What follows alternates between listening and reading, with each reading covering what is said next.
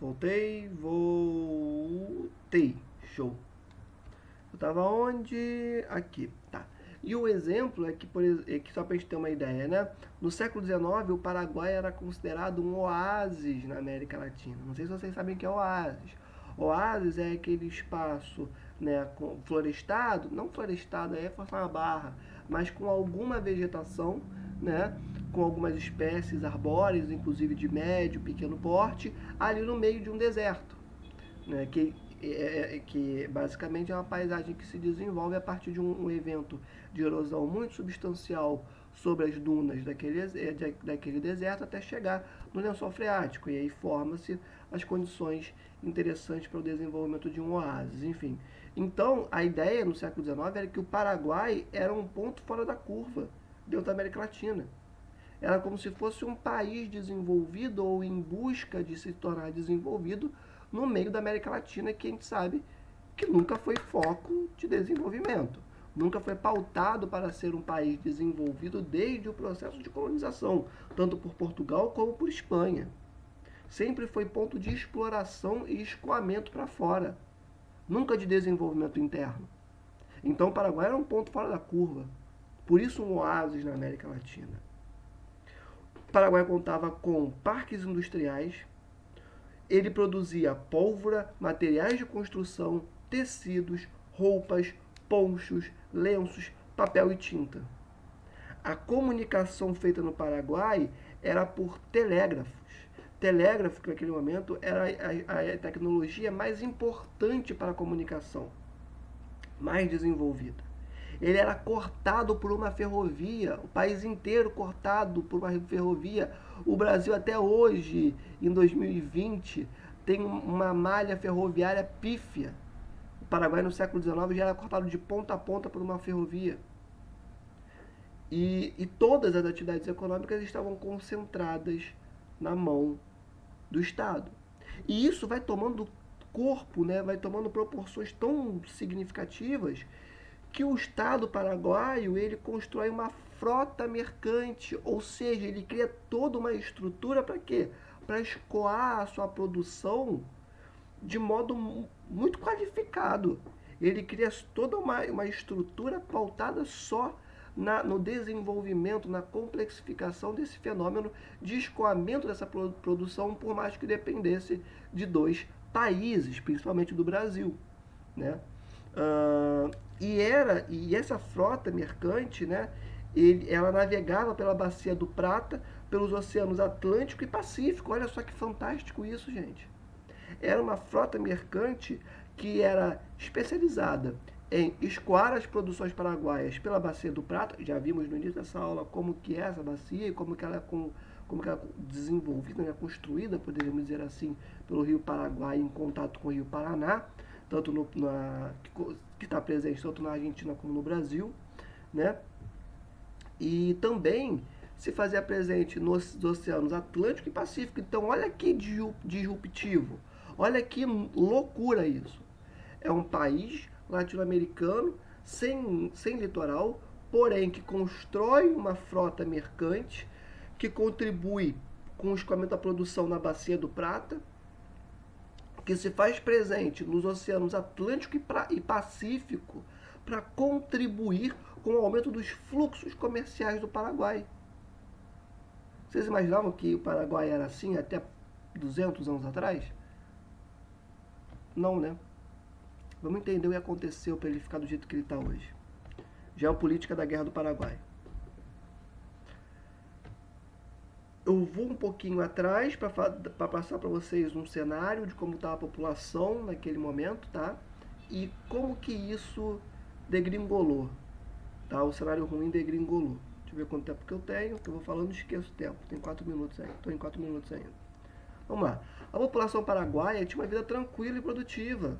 O pessoal trabalhava, o pessoal produzia, o pessoal estava tranquilão, tinha ali uma série de serviços, né, a qualidade de vida interessante, né, trabalhavam em terras do Estado, o Estado ele adquiriu esses bens da antiga elite nacional e entregou para a população.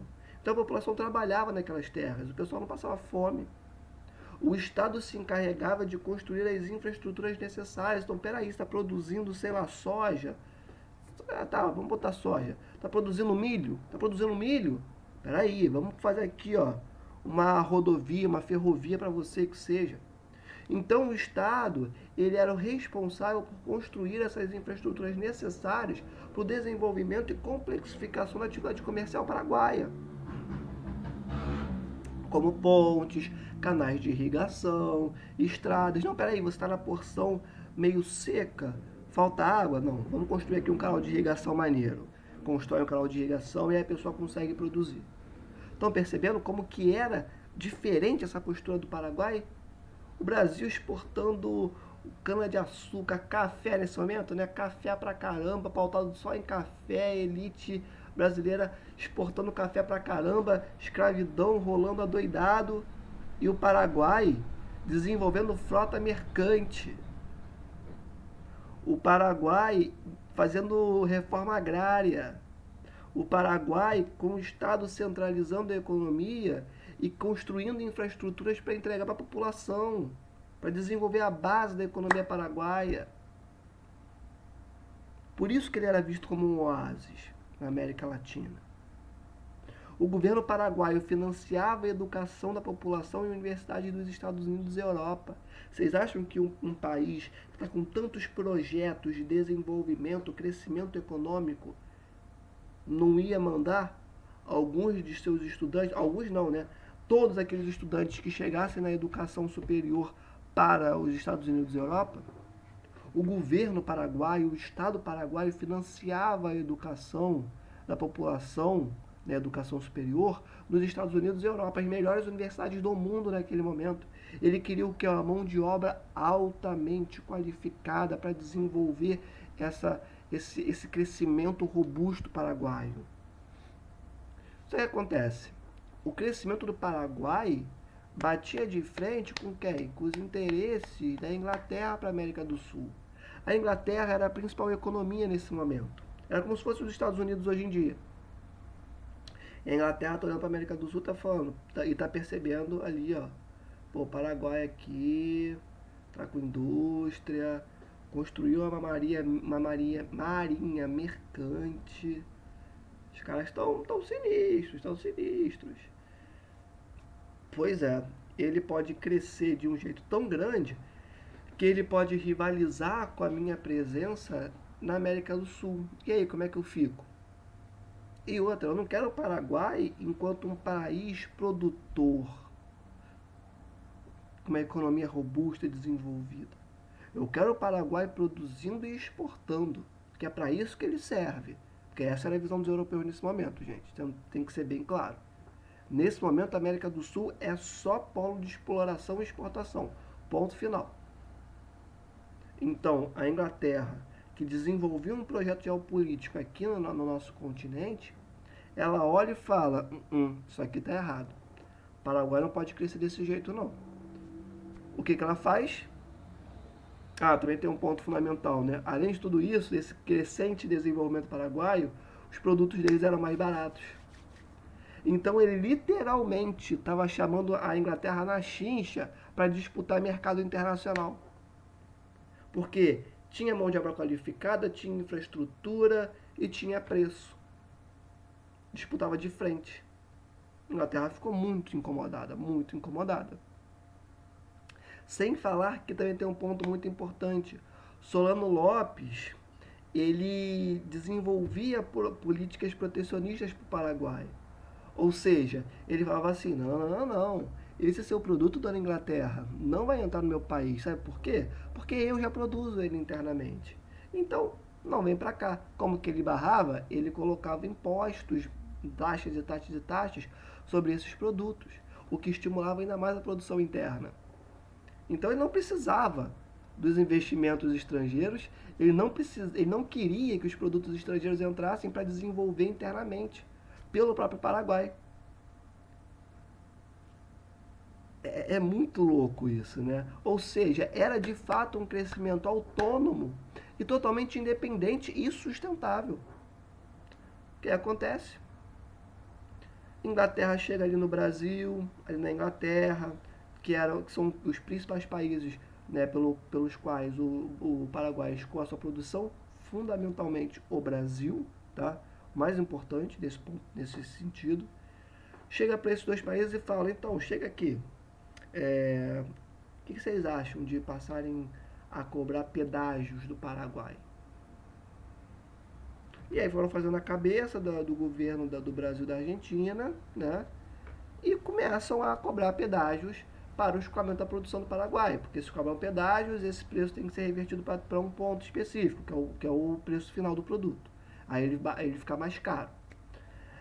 O que acontece? Além disso, Brasil e Argentina também passaram a bloquear a circulação de navios guaranis na bacia do Rio da Prata. E isso que é um ponto muito importante. Antes de falar da atuação no Brasil em si, percebam, navios guaranis estão pegando. É um processo de desenvolvimento de uma população mestiça e que está crescendo de uma maneira muito absurda. São navios guaranis. Estão pegando isso? Que é basicamente uma nação indígena, mestiça, batendo de frente com a Inglaterra? Pois bem, Brasil e a Argentina começam a bloquear, né, a circulação, impedir que esses navios circulassem ali na Bacia do Prata. O que, obviamente, ia impedir o escoamento da produção paraguaia. E aí o que acontece? Se desenvolve, né, a posse do Venâncio Flores ali no Uruguai, que é um outro país, né, mas que vai dar apoio a essas posturas de Argentina e Brasil. E aí é fechado completamente, né, as saídas do Paraguai para o mar. Tanto porque agora Brasil e Argentina ganharam apoio, já tinham desde o início, né, o apoio da Inglaterra por trás dos panos, e agora tem o do Uruguai, e se tinha alguma chance do Uruguai contribuir com o Paraguai, conseguir se comunicar com o mar de alguma forma, esquece, não tem mais. Esquece a ajuda. São 3 países agora contra o Paraguai. O que acontece? Logo na sequência, se desenvolve um acordo entre Brasil e Argentina, em que nesse acordo, junto com o Uruguai também, tá? São esses 3 países juntos.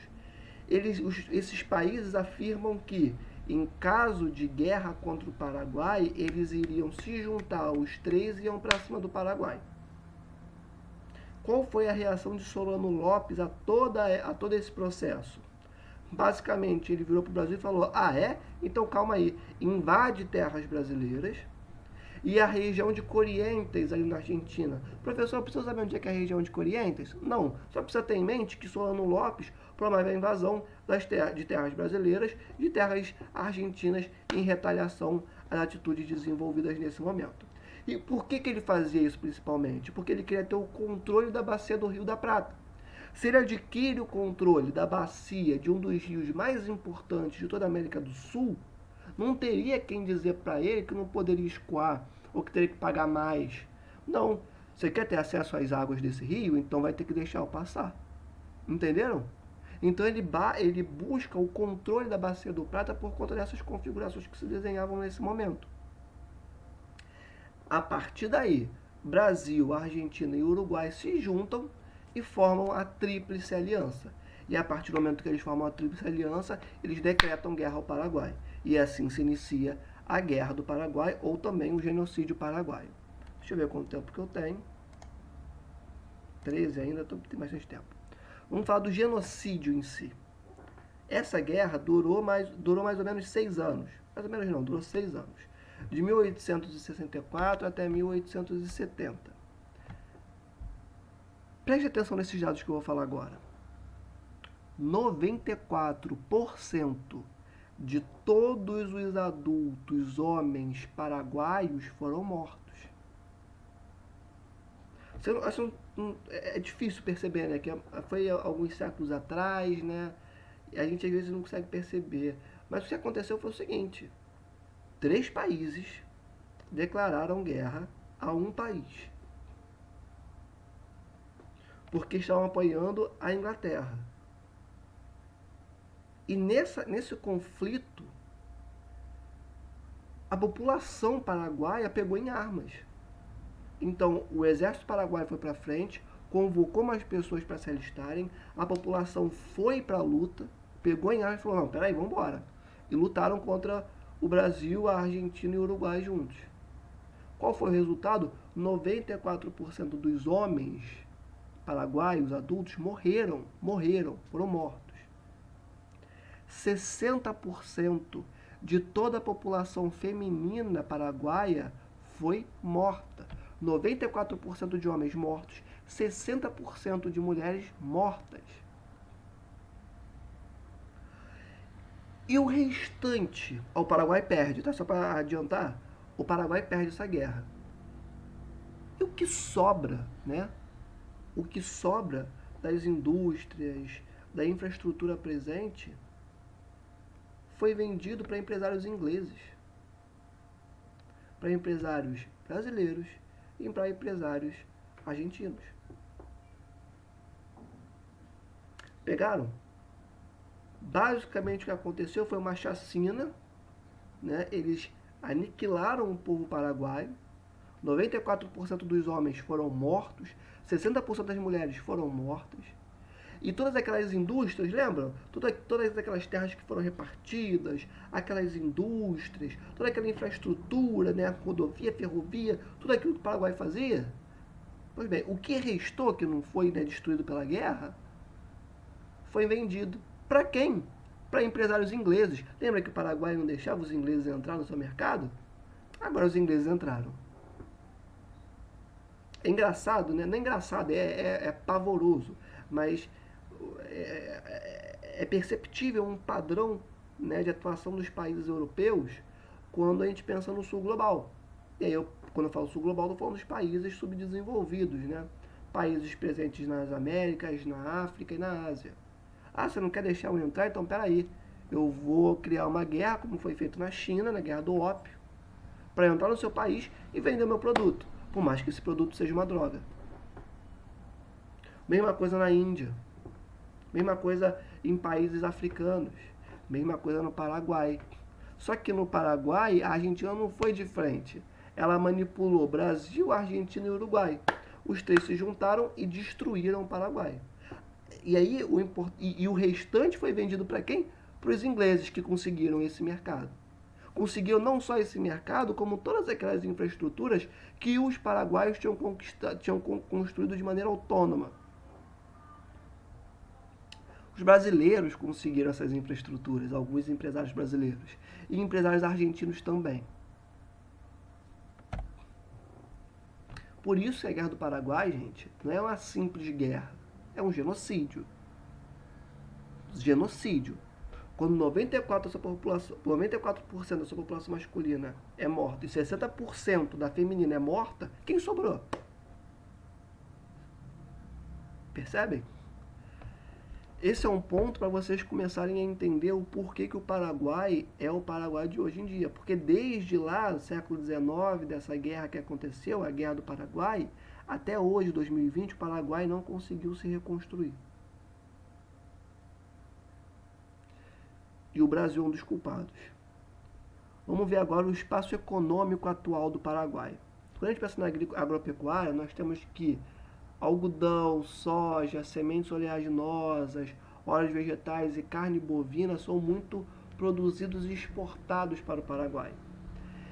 E os principais mercados, né, que recebem os produtos paraguaios são aqueles países que compõem o Mercosul.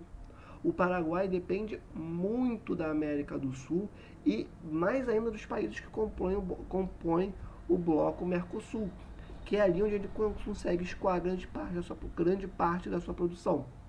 São os seus principais mercados. Mas também comercializa com Chile, Alemanha, Suíça, Holanda, Estados Unidos e tantos outros. Tá? Vamos falar um pouquinho da eletricidade do Paraguai, que é uma outra fonte de renda para o Paraguai. Por quê? Porque tem a hidrelétrica de Itaipu. Nessa hidrelétrica, o Brasil ele racha, né, com o Paraguai a propriedade dessa hidrelétrica. Então, o Paraguai vende parte dessa energia elétrica para o Brasil. E aí ele consegue ganhar um dinheirinho com isso também. Tá? Ele vende o excedente, aquilo que sobra da energia elétrica, ele vende para o Brasil. Além de tudo isso, a gente sabe, né, que o Paraguai também é um grande comerciante, né, de artigos contrabandeados. O contrabando ali é muito presente. Tanto que esse é um dos problemas enfrentados pela economia do país atualmente, tá bom? É isso, vou parar aqui e volto na próxima parte com o Uruguai.